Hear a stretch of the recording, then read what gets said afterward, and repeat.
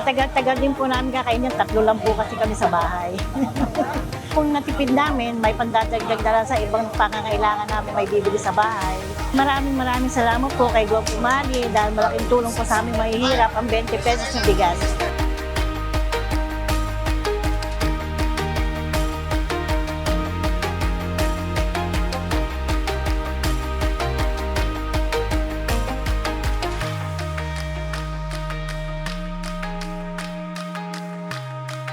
Ay, malaking bagay po kasi ano na yung per kilo ng bigas ngayon, 45.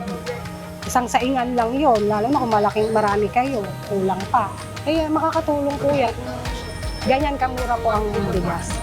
Na imbis na titipirin ng ulam, pwede nang makabili na kung kalahating kilong manok lang ang binibili, pwede nang gawin 1 kilo. Kasi nga natipid po dahil sa bigas.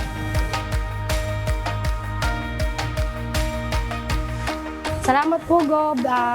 Naisip niyo po yung yung ganyang bagay. Talagang naisip niyo kaming mga Pilipino. Salamat po.